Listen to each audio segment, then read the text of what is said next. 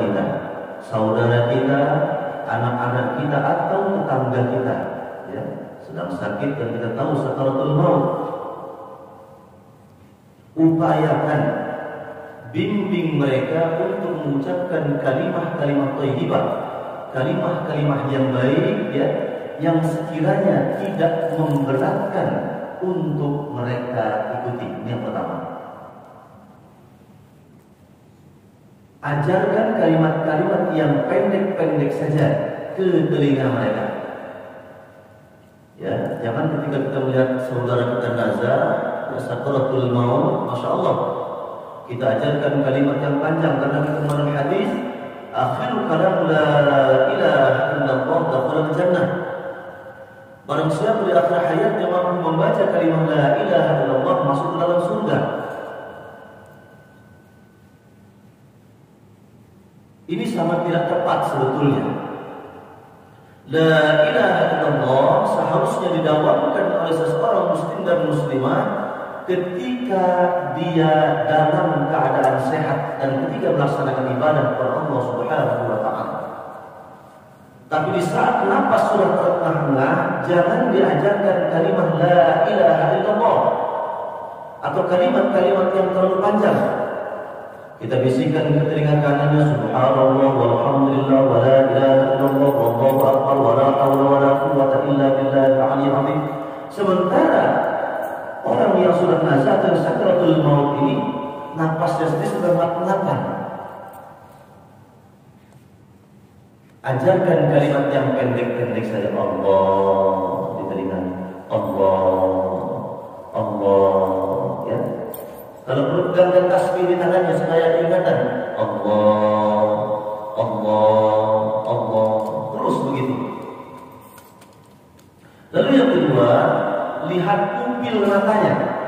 Ketika orang sakaratul maut, pupil matanya mengecil. Ya, bulatan mata di tengah itu mengecil. Itu berarti sudah sangat dekat. Jangan tinggalkan. Karena apa? Saat nazar, setan ini masya Allah. Setan ini masya Allah luar biasa. Datang setan yang pertama udah, misalnya ada apa, misalkan orang tua kita dulu telah wafat, ya, si setannya menyerupai orang tua kita datang. Nah, bapak sekarang mendapatkan nikmat kubur, membisiki di telinga kita, godaan. Karena apa? Bapak meyakini bahwa Allah itu ada dua. Cepat yakini Allah itu ada dua. Agar apa? Agar kamu mendapatkan nikmat kubur seperti apa? Seperti bapak. Nah, ini datang lagi mak kita menggoda, masya Allah. Makanya kata Rasulullah SAW, godaan yang terberat itu ketika sakaratul maut.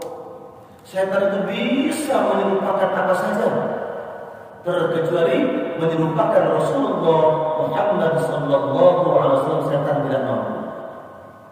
Jadi ketika datang Sayyidul Wujud Rasulullah Muhammad SAW, ya, yang kita harapkan ketika kita sakaratul maut datang Sayyidul Wujud, itu dari apa? Dari banyaknya salawat yang kita baca sebagai bentuk mahabbah kita kepada Rasulullah Muhammad SAW. Perbanyak salawat. Agar apa? Ketika sakaratul maut Rasulullah mendampingi kita.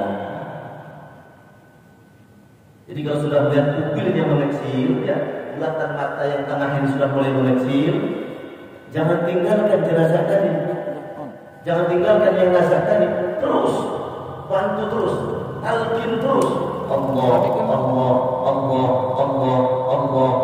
terus seperti itu. Sampai kemudian, ya, kadang-kadang kalau kita melihat orang nazar, ada yang matanya membeliak ke atas, lidahnya sampai menjulur keluar. Dalam pikiran kita jangan berpikir, oh ini suul khatimah, lidahnya sampai menjulur ini. Bukan. Ya, bukan berarti dia suul khatimah. Saking sakitnya, masya Allah. Saking sakitnya, cabutan malaikat Israel ini, masya Allah, mencabut roh dari jasad ini. Ada dalam satu riwayat, ada yang dicabut dari ujung jempolnya, ada dari ketiaknya, ada yang dari ubun-ubunnya. Untuk orang-orang yang beriman, ya, Rasulullah mengatakan banyak yang dicabut daripada ubun-ubunnya perlahan-lahan. Makanya coba perhatikan orang ya. Pertama ya, napas itu kadang-kadang sampai perut, kemudian sampai dada, sampai leher. Malaikat Israel itu mencabutnya perlahan-lahan kalau untuk orang beriman. Tapi kalau untuk orang-orang yang kafir, ya masya Allah, dipaksa, dipermainkan, dikeluar, dimasukkan oleh malaikat Israel sebagai bentuk siksa Allah Subhanahu wa Ta'ala. Lalu ketika setelah malaikat Israel mencabut nyawanya dan kita melihat posisi jenazah yang matanya melotot, lidahnya menjulur, jangan bingung. Tes. Ya, jangan. Ada yang diperintahkan membaca sholawat saja. Allahumma salli ala Sayyidina Muhammad boleh, Allahumma salli ala Muhammad boleh. Tiupkan ke tangan kita, usapkan ke matanya. Insya Allah akan menutup, ya, akan menutup. Jadi jangan kita berpikiran jelek. Dan inilah salah satu syarat seorang ya yang diberi tugas untuk mengurus jenazah. Nggak boleh rewel, nggak boleh sangka jelek. Ya, nggak boleh banyak cerita. Ketika melihat apapun kejadian yang terjadi pada diri jenazah tersebut, dirahasiakan. Karena kadang-kadang memang Allah Subhanahu wa Ta'ala memperlihatkan aib seorang jenazah ya pada saat dia wafat. Ada yang seperti itu. Walaupun sebagian ulama mengatakan seluruh aib umat Nabi Muhammad SAW tidak diperlihatkan di dunia oleh Allah Subhanahu wa Ta'ala, tapi nanti di akhirat. Kenapa? Berdasarkan permintaan Rasulullah, ya Allah, jangan perlihatkan aib umatku dan jangan kau balas dosa umatku ketika di dunia kecuali dua. Yang pertama dosa kepada kedua orang tua, yang kedua menghardik anak yatim. Ini dua ini dibuktikan oleh Allah di dunia. Kalau yang melawan kepada orang tuanya dan menghardik anak yatim, Allah akan buktikan ya balasannya di dunia. Allah akan segerakan di dunia sebelum di akhirat. Tapi kalau dosa-dosa yang lainnya, zina, mabuk dan lain sebagainya, Rasulullah meminta agar nanti dibalasnya di akhirat saja. Tujuannya apa? Agar Rasulullah bisa memberikan syafa'atul uzma, pertolongan kepada umatnya. Adapun mohon maaf ya, ada beberapa peristiwa ketika kita akan memandikan jenazah ya, ada yang keluar belatung dari hidungnya ya, ada yang keluar masya Allah kotoran atau bau dari kupingnya dan lain sebagainya, yang kemudian menjadi inspirasi film sinetron rahasia ilahi, itu jangan dipercaya ya. Boleh diambil i'tibar tapi jangan dipercaya namanya sinetron, orang cari duit kok ya. Yang jelas kita lebih meyakini apa kata Rasulullah. Mungkin memang karena terlalu lama sakit sehingga perutnya sudah berulat ketika dia wafat, keluar dari hidungnya ya. Mungkin bagi orang yang kena benturan atau pukulan terlalu sama sakit ya, jadi nanah atau darah yang mengental lalu keluar dari telinganya, bisa jadi. Jangan kita punya pikiran yang macam-macam. Waduh, hidungnya keluar ulat nih, pasti dosanya banyak betul ini.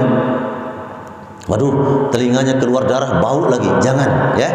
Untuk seseorang yang diberi tugas memandikan jenazah atau mengurus perkara-perkara jenazah, tidak boleh mengungkapkan perkara-perkara yang itu merupakan aib bagi si jenazah. Baik jemaah dimuliakan Allah Subhanahu wa Ta'ala, setelah wafat apa tindakan kita? Ya, sidakepkan tangannya sebagaimana orang sholat, hadapkan kepalanya ke kiblat. Ustaz, bolehkah kita baca surah Yasin? Dianjurkan. Silahkan. Ya, sambil nunggu jenazah, bahkan dianjurkan jangan sampai jenazah itu ditinggalkan. Jangan sampai jenazah tersebut ditinggalkan. Karena apa? Rasulullah SAW dalam kitab Fathul Qorib mengatakan bahwasanya bekas cabutan malaikat Israel ini, Pak, Bu, Masya Allah, terasa, sangat terasa bagi si mayit ini. Oleh karenanya apa? Ketika nanti kita memperlakukan atau memandikan dia, perlakukanlah sebagaimana kita memandikan bayi, disayang. Jangan diguyang-gaying, Masya Allah, diangkat ke sana ke sini, ke sana ke sini. Sakit jasadnya itu, Pak, Bu ya. Nah ini perlakukan dia sebagaimana bayi, karena bekas cabutannya malaikat Israel ini, masya Allah, sakit sekali. Sampai-sampai Nabi Allah Idris alaihissalam ketika bertanya kepada Allah, ya Allah, bagaimana caranya masuk ke dalam surga? Allah menjawab kepada Nabi Idris alaihissalam, ya Idris, ya harus dicabut dulu nyawanya. Cabutlah nyawaku ya Allah. Nah kan gitu. Ketika dicabut oleh Allah atas memerintahkan kepada malaikat Israel, ketika ditanyakan Nabi Allah Idris alaihissalam, ketika rohnya dimasukkan kembali, subhanallah, kata Nabi Allah Idris, aku tidak mau lagi yang seperti itu. Makanya apa? Beliau tidak mau lagi dan meminta kepada Allah diberi umur panjang. Makanya salah satu Nabi Allah alaihissalam yang masih hidup adalah Nabi Idris. Ya, nah ini. Jamaah dimuliakan Allah Subhanahu wa taala, ya, setelah kita menghadapkan kiblat, upayakan ikat, ya, ikat dengan kain putih.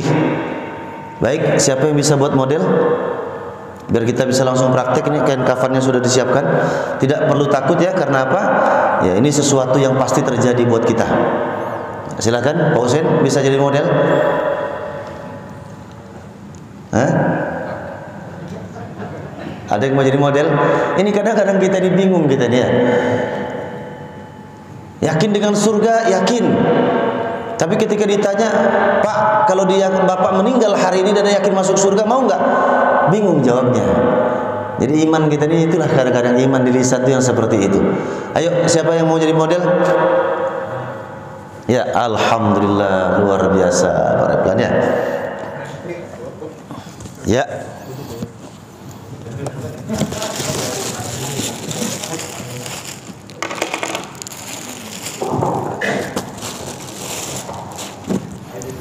Yang pertama, ketika kita mengetahui seseorang tersebut wafat atau meninggal, ya, arahkan jasadnya, ya, kepalanya mengarah ke kiblat. Mohon maaf Pak Reflan. Nah. Kiblat ke sana, kepalanya ke sana. Kepalanya ke sana, Pak Reflan. Nah, kepalanya ke sana. Ya. Nah, tidur. Nah. Ya.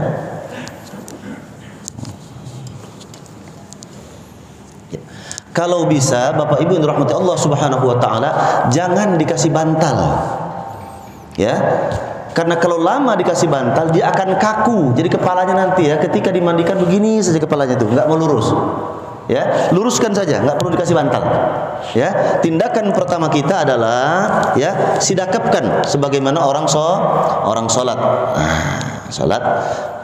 Kemudian, ya, ikat.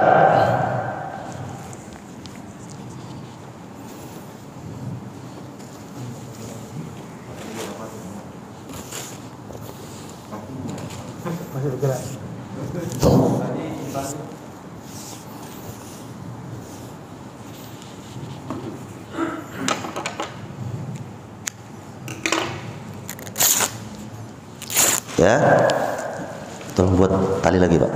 Ikat, tapi jangan diikat mati, pelan-pelan saja ngikatnya, ya. Ikat seperti ini, ya, pelan-pelan saja. Yang penting dia tidak lepas saja.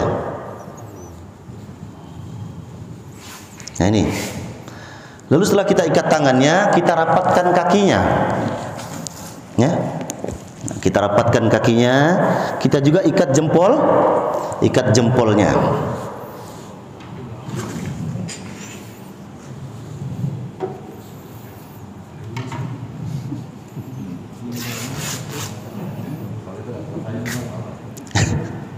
Ya. Nah, setelah kita ikat jempolnya, kita ukur badannya. Ya, kita ukur badannya. Kalau tingginya 150, kita buat 180. Lebihkan ke atas 15 cm, ke bawah 15 cm. Ya, jangan ditumpas.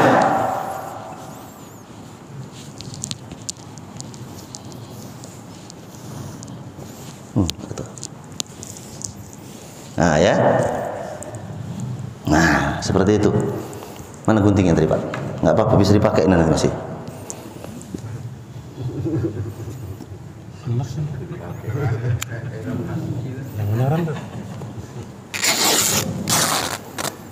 Buat 3 lapis.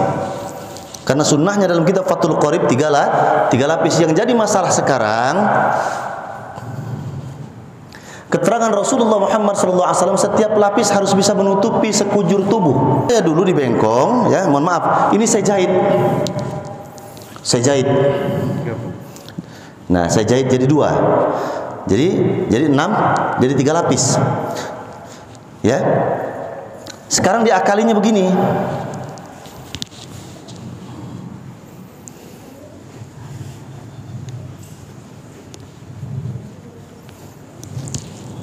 Gunting 2 lagi, Pak.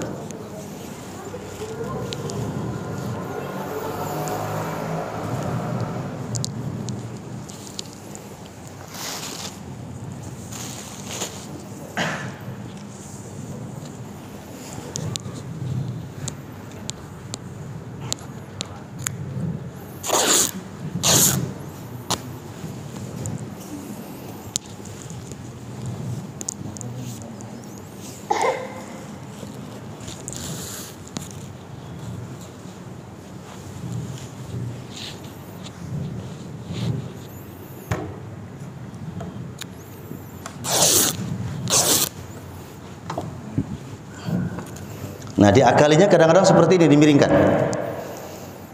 Nah, miringkan Pak, silang. Nah, agak ke sana. Pak Erik sana. Nah, ini di tengah.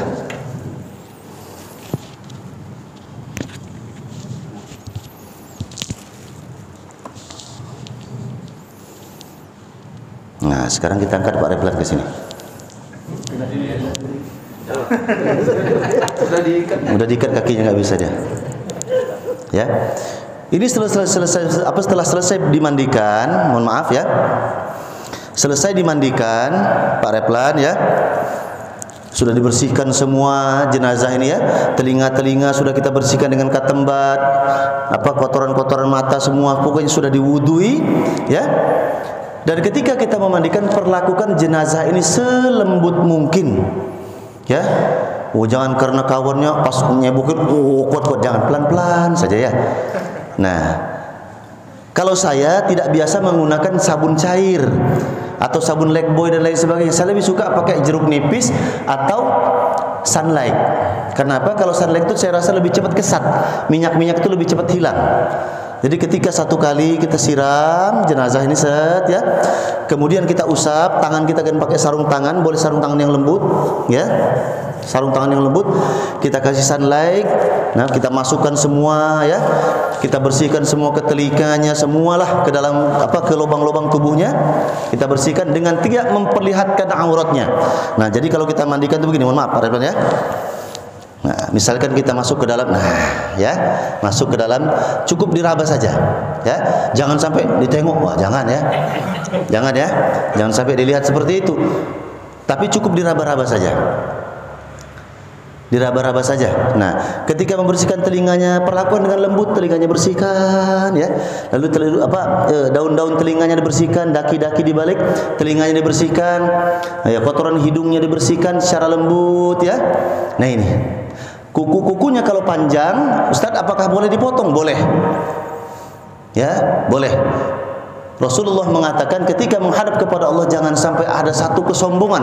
Ketika ditanya apa salah satu kesombongan, dengan menunjukkan gagahnya cakaran kita, kuku tangan kita. Ya. Jadi rapihkan serapih mungkin.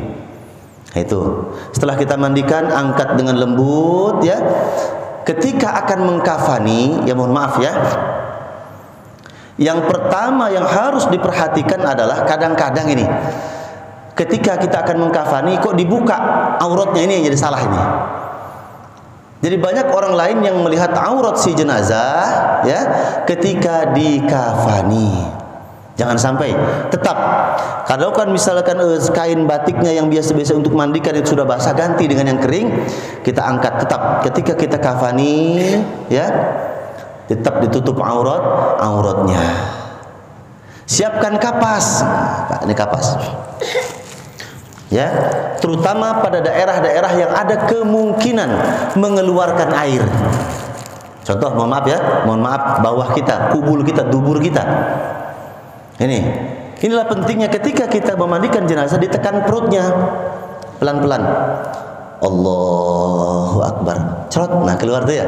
Ada kotoran kuning-kuning itu terus, kalau masih keluar terus tekan terus. Supaya apa? Ketika nanti dia dikafani, ya tidak mengeluarkan kotoran lagi. Ini kita enggak, kadang-kadang kan siram sudah, sabun sudah, analisis sudah. Nah, ini kurang sempurna.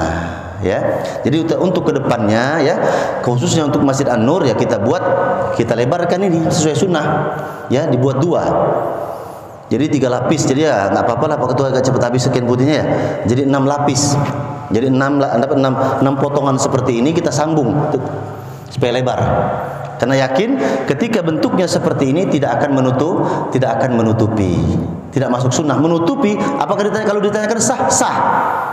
Tapi kalau dikatakan ikut sunnah tidak. Karena apa? Tidak menutupi secara keseluruhan, gabungan. Sementara perintahnya dalam kitab Fathul Qorib ya, 1 lembar kain ini harus menutupi jasad. Lembar yang kedua harus menutupi jasad. Lembar ketiga harus menutupi jasad. Nah, ini sunnahnya. Dan mohon maaf ya, ada kadang-kadang ada minyak di sini. Minyak. Saya tidak menganjurkan menggunakan minyak begini nih. Ini minyak jaran kepang ini, yang kuda lumping itu nih.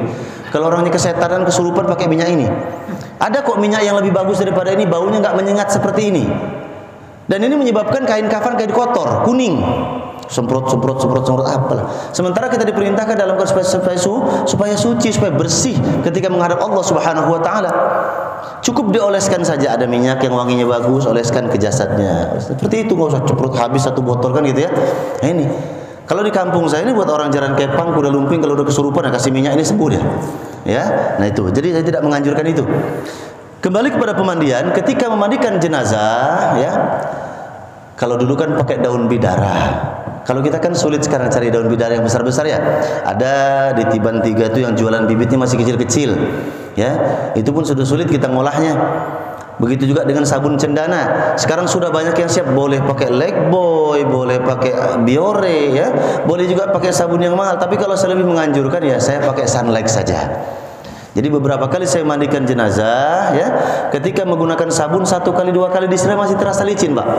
Ya, tapi kalau menggunakan Sunlight langsung kesat dia. Nah, itu berarti iklan Raffi Ahmad itu betul menghilangkan lemak. Nah, itu ya. Ya, jadi insya Allah lemak-lemak yang ada di tubuh Pak Replan nantinya akan bersih. Dosanya. Hah? Ya, dosanya bersih juga kan itu. Ya. Baik, jemaah dimuliakan Allah Subhanahu wa taala ya. Sebelumnya kita persiapkan tali, Pak. Kaki ya, dengkul, perut 5 potong tali ya. Siapkan tali 5. Nah, ya, agak panjang aja, dibuat panjang aja, Pak.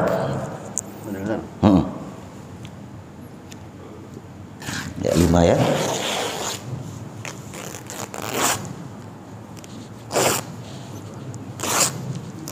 Panjang betul. Segini aja. Nah. 1 ya 5 dipersiapkan.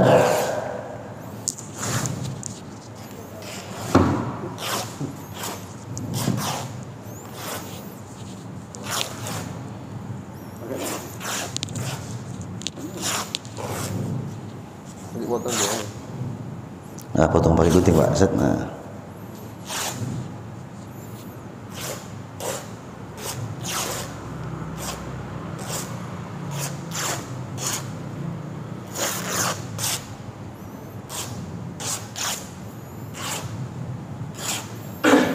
Potong 2, Pak. Nah.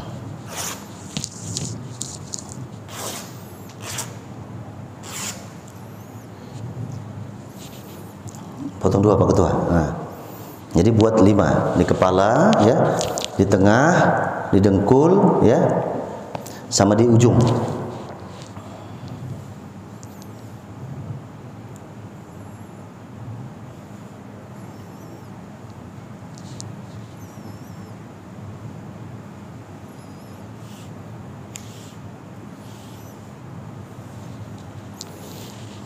Di bawahnya ya? Ya, di bawah, di bawah.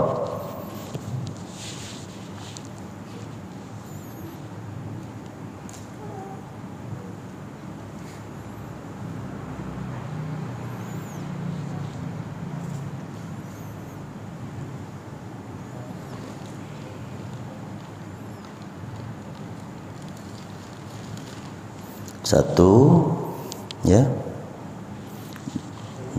di ujung kaki satu, di dengkul satu.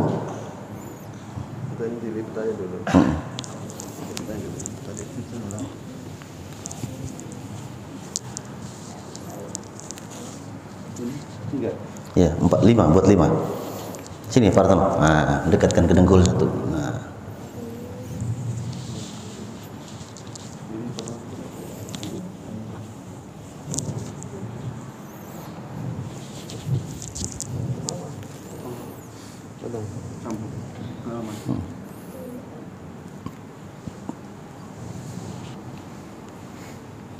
Empat, 5. Di ujung pocongnya satu ya.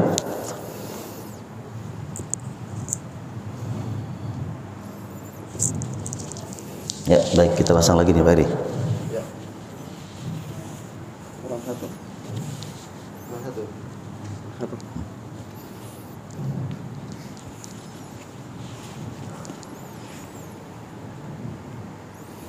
Nah. Ada gunting tadi.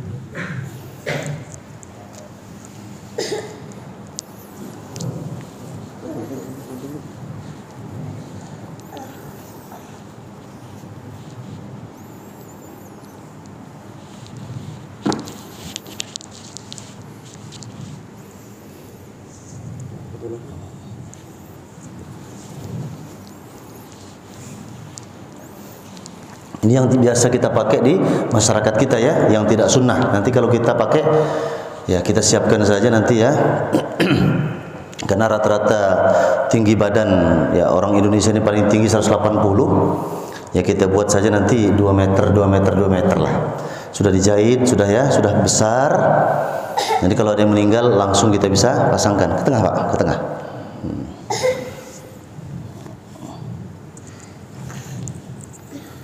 Ini. Setelah kita persiapkan seperti ini ya, kita siapkan kapur barus atau serbuk cendana. Ya. Boleh kapur barus, boleh serbuk cendana. Tujuannya apa? Karena terkadang, mohon maaf, ya, jenazah ini berbau amis ya. Jadi untuk menghilangkan bau amis, dan itu bawaan badan, bukan karena dosa. Kalau yang jarang mandi atau misalnya bisa sering makan jengkol, kadang-kadang kalau pas meninggal tuh masya Allah agak-agak bau jariang, gitu kan ya. Nah, sering makan sate kambing nggak ngajak-ngajak, agak bau kambing ya. Biasa kalau ngajak-ngajak nggak bau insya Allah. Ya, tapi kalau makan daging kambing sendiri ya, nah itu sering makan ikan bakar sendiri nggak ngajak-ngajak, amis biasa baunya. Nah jadi setelah seperti ini kita persiapkan ya. Pertama busa, kapas. Nah, kapas segini ini kurang ya. Kalau untuk memusara jenazah kapas segini ini kurang. Setidaknya 2 atau 3. Pertama kita letakkan di mana? Di kepala. Nah, kurang nih. Ya. Pertama adalah di kepalanya. Di kepala, kemudian mohon maaf di pas daerah yang ada kemungkinan keluar cairan. Ya, di bawah kubulnya atau duburnya. Nah, ini. Kemudian ya, seperti yang saya katakan tadi, kita siram dengan kamper atau kapur barus atau serbuk cendana. Setelah itu kita angkat jenazahnya perlahan-lahan. Ayo kita angkat dulu. Bangun sendiri lah pelan-pelan. Oh, nggak bisa tuh.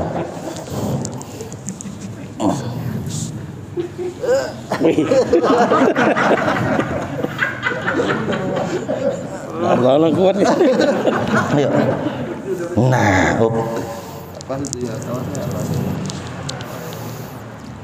kemudian kita persiapkan bajunya. Ya. Jadi jenazah ini ada baju kaos dalamnya. Kita persiapkan.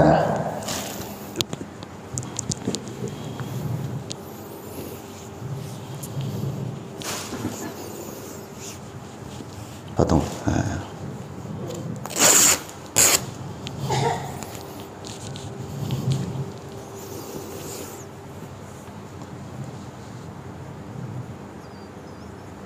Nah, ya. Kita ukur seperti ini.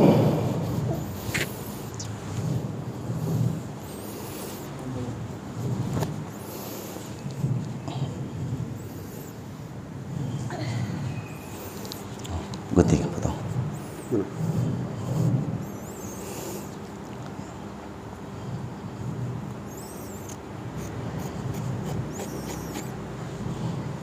Ini sebelum kapasnya ini berarti. Iya.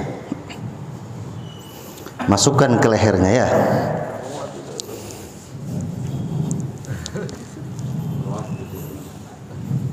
Nah, ya. Bangun lagi, duduk dulu. Nah, seperti ini ya.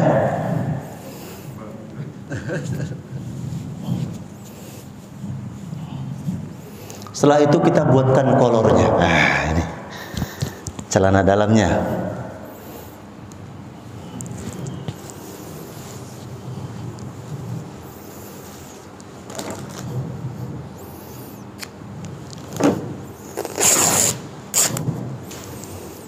Jadi celana dalamnya ini yang singkat-singkat saja ya.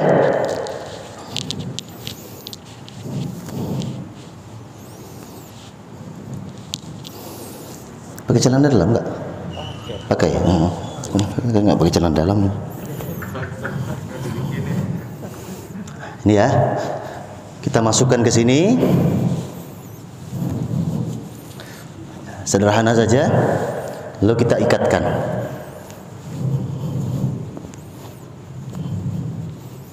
Kayak celana panjang maunya tadi. Ya. Lalu kita ikat.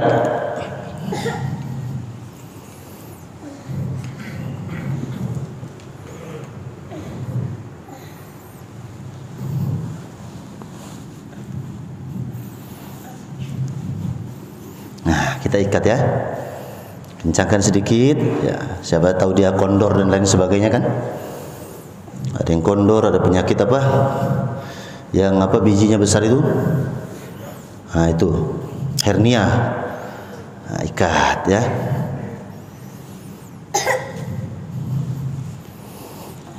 Untuk daerah sujud ya, ini berhubung kapasnya tidak ada. Daerah sujud seperti lutut ya. Kedua lutut ya kita lapisi dengan kapas. Untuk daerah sujud. Juga kepala, mohon maaf. Kepala juga kita lapisi dengan kapas. Daerah sujud khususnya dilindungi. Ya, nah ini. Kemudian seperti yang saya katakan tadi, lapis pertama. Lapis pertama ini tidak akan bisa menutupi. Ya kan? Tuh. Padahal sunnahnya setiap lapis harus menutupi jenazah. Ini tidak bisa menutupi. Apalagi yang badannya gemuk, seperti saya misalnya. Ya ini, ukurannya pun sudah nggak pas. Nah, diakali begini. Tuh, ya. Ayo, Ferry, masukin sebelah sana, yang besar. Ah, ini.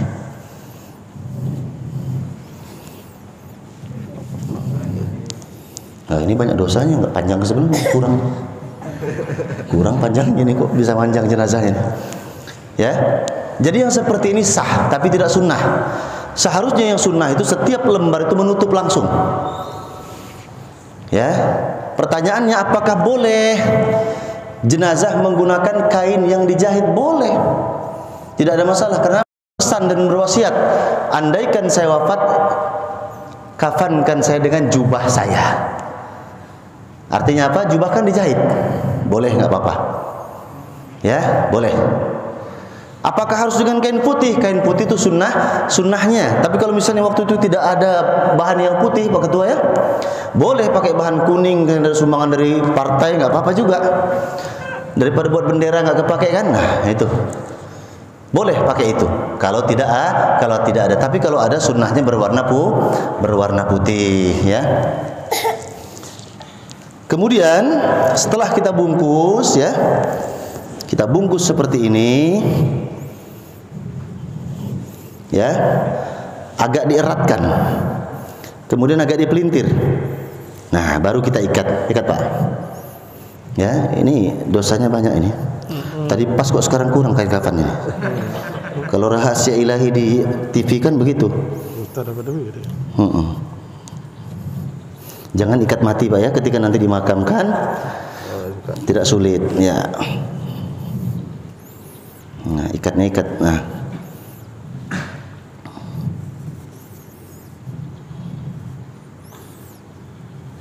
Ya. Kemudian tengahnya Pak Artono.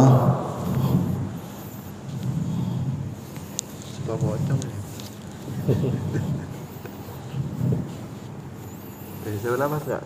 Masih. Oh, masih. Ngomong nanti.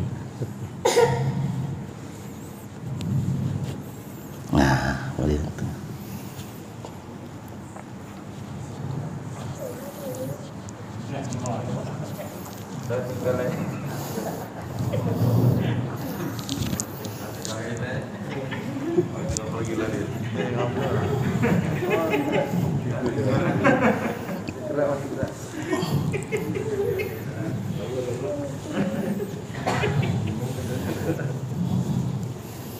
Oh, kurang ke belakang, bukan banyak dosa. Banyak lebih ke belakang ya. Nah, terakhir.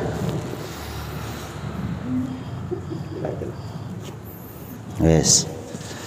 Nah, setelah seperti ini, kadang-kadang kan buka minyak, cerot. Nah, ini. Jadi kotor, jadi kuning dan baunya tidak sedap.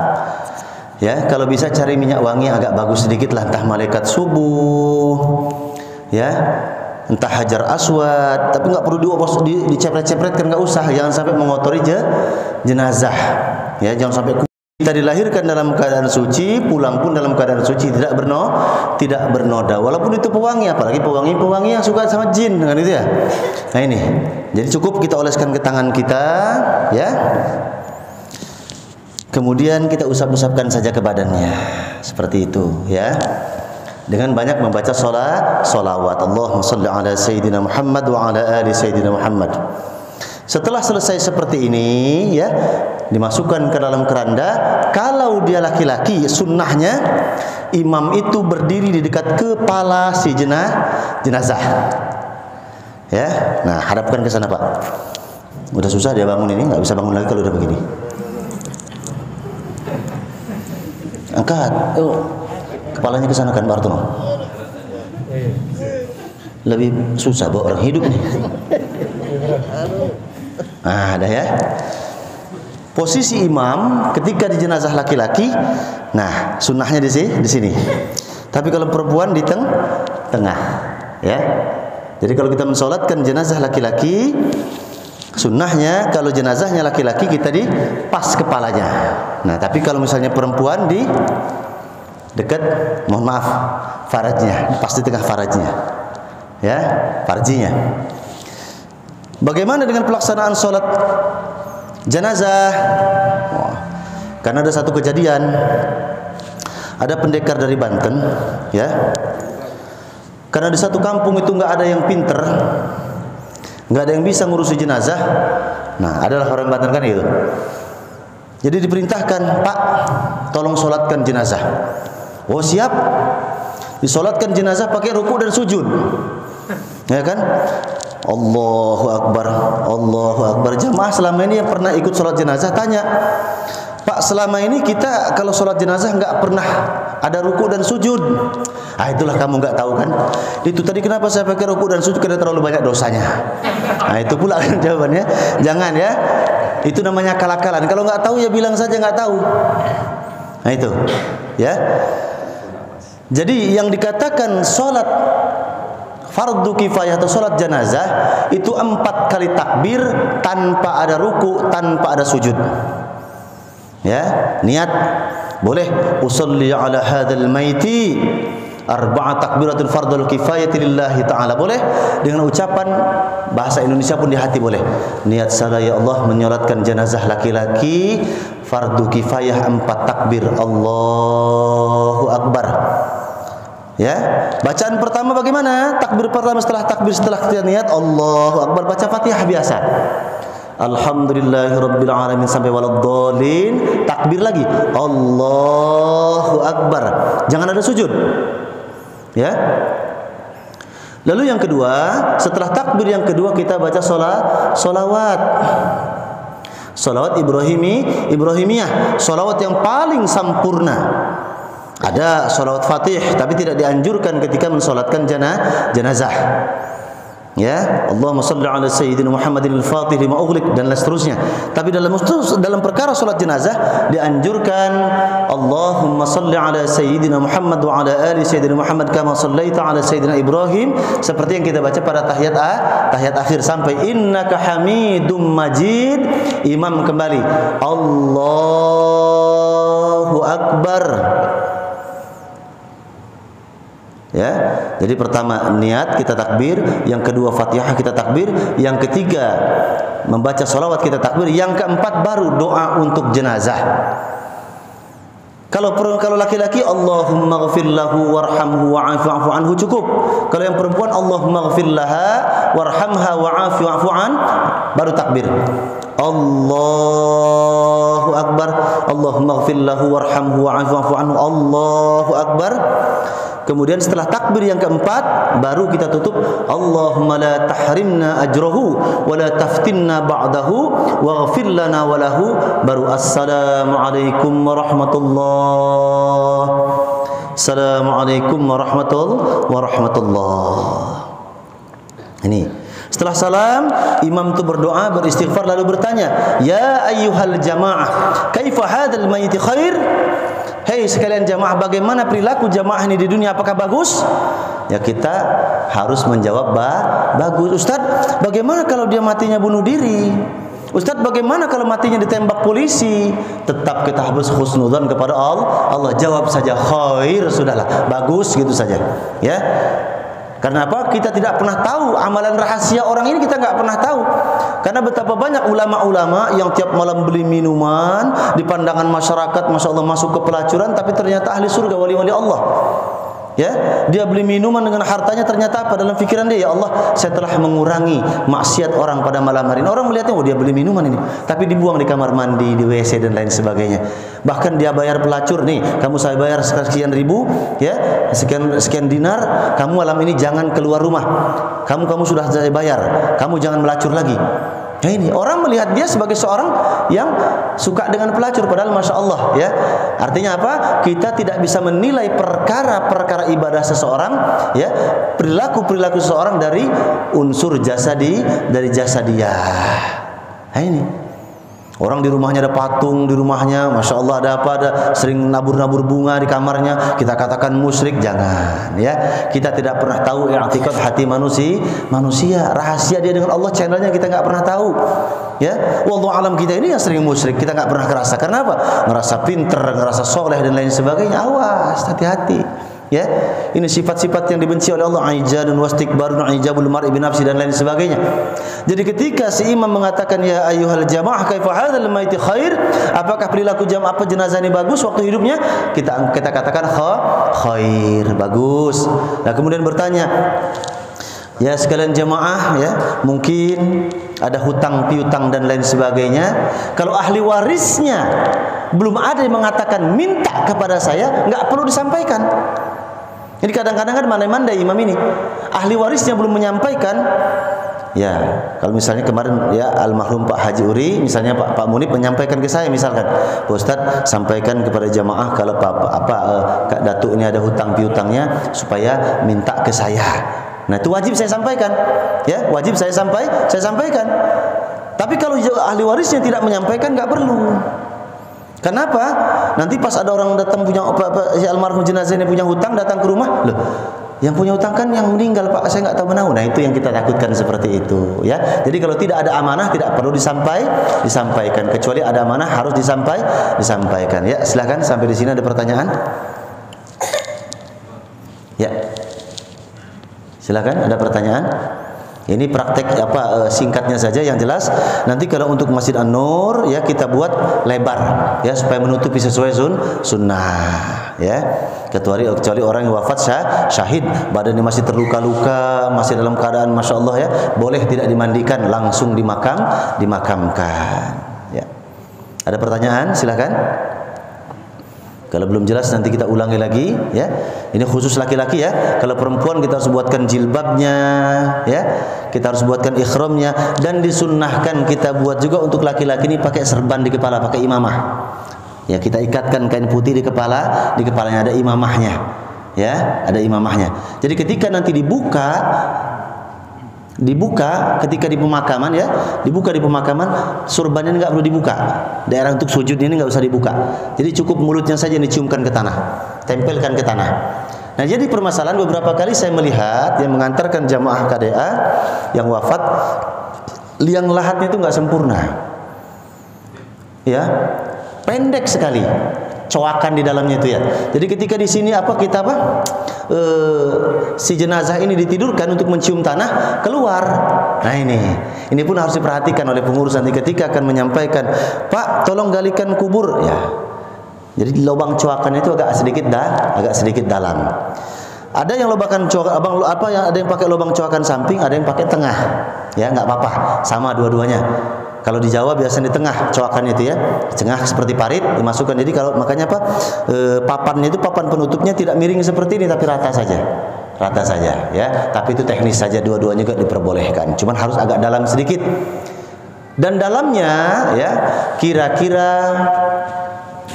seleher manusia dewasa, seleher orang tua orang dewasa. Supaya apa? Tidak tercium baunya keluar. Karena masya Allah Pak, manusia ini kalau bau betul. Kenapa? Kucing saja yang makan ikan baunya luar biasa ya. Orang manusia, solar dimakan, bensin dimakan, besi bekarat dimakan, semua dimakan kan gitu. Nah ini ya, beras dimakan, semua dimakan lah ya. Nah ini.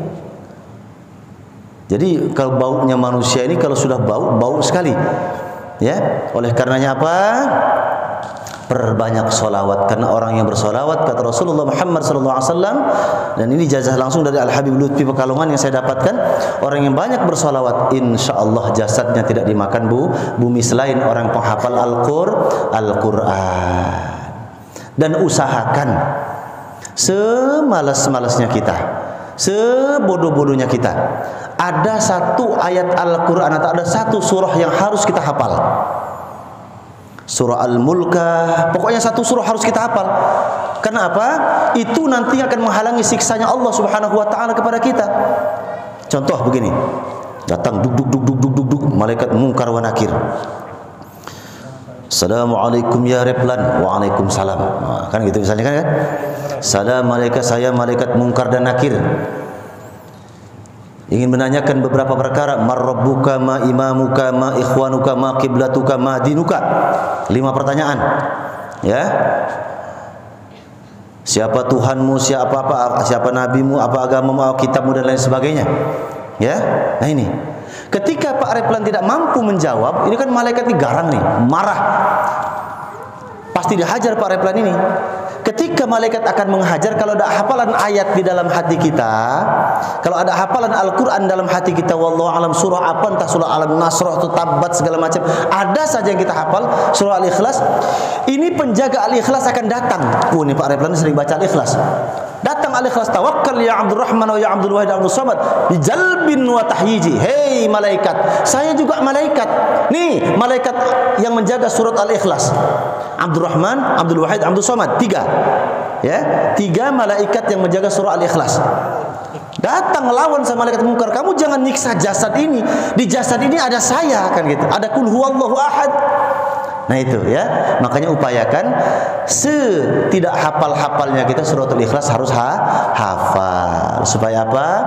Malaikat yang menjaga suratul Ikhlas tadi ketika datang malaikat mungkar dan nakir ya, mereka siap melindungi kita, mengawal kita. Jadi jangan berpikir Pak, setiap surat itu tidak ada penjaganya. Kalau suratul Ikhlas namanya Abdul Wahid, Abdul Samad, Abdul Rahman, 3. Mau membuktikan silahkan baca saja 1000 kali selama 7 hari. Perhatikan nanti di samping, sudah ada di samping-samping kita itu. Tapi kalau kita tengok begini enggak ada. Tapi kalau kita kalau kita nengoknya pelan-pelan ada. Tapi kalau pas kita tengok begitu ya enggak ada, enggak kelihatan. Karena apa? Mereka tetap dalam dimensi gaib. Ya, sering-sering baca ayat kursi. Ayat kursi itu siapa nama malaikatnya? Sayyidul Kandiyas. Nah ini Sayyidul Kandiyas, malaikat yang menjaganya. Jadi orang mengamalkan ayat kursi, ya, Masya Allah, ya, dijaga oleh malaikat Sayyidul Kandiyas untuk tidak mendapatkan siksaan dari Allah Subhanahu wa Ta'ala. Malu malaikat Munkar dan Nakir karena apa? Enggak mungkin ada al-ikhlas di dalam hatinya kok disiksa. Oh, enggak mungkin ada dalam nasrah di hatinya kok disiksa. Nah itu, ya. Jadi kita upayakan sedikit banyak, ya, hafalkan surah-surah walaupun pendek, ya, dalam rangka menghalangi siksaan para malaikat ketika kita di alam barzah, ya. Itu saja mungkin itu saya sampaikan, ya, karena tidak ada pertanyaan. Wallahul muwaffiq ila aqwamit thoriq. Assalamualaikum warahmatullahi wabarakatuh.